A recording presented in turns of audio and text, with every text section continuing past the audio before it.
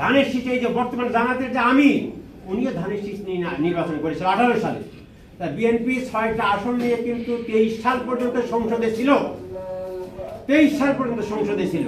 তারপরে কি বলা হয়, জাতীয় পার্টি যদি না থাকতে 16 বছর আওয়ামী লীগ ক্ষমতায় থাকতো না। দেখেন সবাই কিন্তু পরপর নির্বাচনে ছিল। আরে আমরা কিভাবে ছিলাম, এই 90 সালের পর থেকে যখন শেখ হাসিনা ক্ষমতায় আসছে, এর সাথে বলছে যে বেশি বাড়াবাড়ি করলে জেলে ঢোকাবো। অনেকেই বলেন যে রাজনীতি করে জেলে ভয় করা ঠিক না। এরশাদ সাহেবের এক টানা, যার জন্ম ক্ষমতা থেকে মৃত্যু ক্ষমতা, সে ক্ষমতা নিয়ে কবরে গিয়েছে। কিভাবে বলবো, ইন্টারমিডিয়েট পাস করার পর উনি সেকেন্ড লেফটেন্যান্ট হয়েছে, তার পর্যায়ক্রমে করে যাইতে যাইতে ক্ষমতা, এটা একটা ক্ষমতা তো সেকেন্ড লেফটেন্যান্ট ক্ষমতায় কমিশন র্যাঙ্কে ভর্তি হওয়ার পরে উনি সেনাবাহিনী প্রধান হয়েছেন, প্রেসিডেন্ট হয়েছেন, প্রেসিডেন্ট হওয়ার পর জেলে গেছেন, জেলে যাওয়ার পরে জেলে থাকা 5টি আসনে এমপি হয়েছেন, পরবর্তী নির্বাচনে 5টা আসনে এমপি হয়েছেন, পরবর্তী বিরোধী দলীয় নেতা হয়েছেন, বিরোধী দলীয় নেতা থাকা অবস্থায় উনি মারা গেছেন, কবরে গেছেন। তাহলে কি হলো, ওনার জন্মের পর থেকেই ব্রিটিশ আমলে ওনার বাবা একজন অ্যাডভোকেট ছিলেন, বাবার কোলের থেকে লেখাপড়া করে, মানে আমি ওইটাই ক্ষমতা বলবো আর কি, বাবার কোলের থেকে লেখাপড়া করে সেনাবাহিনী কমিশন র্যাঙ্কে, তারপরে সেনা বিরোধী দলীয় নেতা, মানে একজন ক্যাবিনেট মিনিস্টারের পদমর্যাদা, সেই ক্ষমতা নিয়ে উনি কবরে গিয়েছেন। সেই নেতা একটানা 6.5 বছর জেলে ছিল।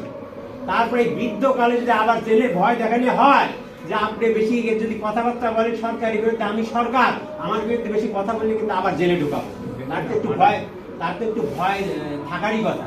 তারপরে মঞ্জুর হত্যার মামলা, ওরা সাক্ষী হিসাবে সব হয়ে গিয়েছিল, হয়ে যাওয়ার পরে রায় হবে, আবার শেখ হাসিনা কি করলো না, এটা সাক্ষী সমাপ্তি হলে আবার পুনরায় প্রথম পর্যায়ে নিয়ে আসলো।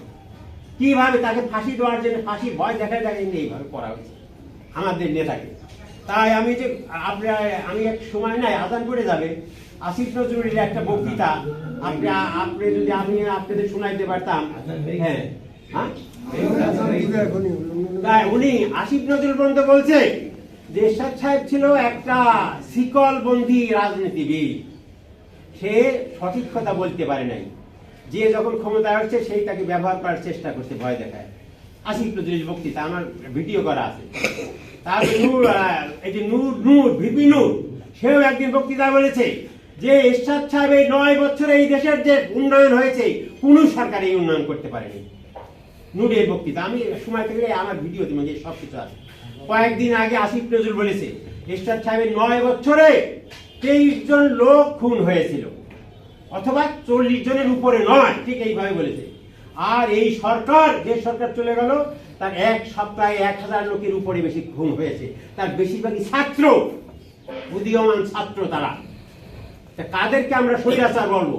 আসিফ নজরুল কয়েকদিন আগে এই বক্তৃতা দিয়েছে।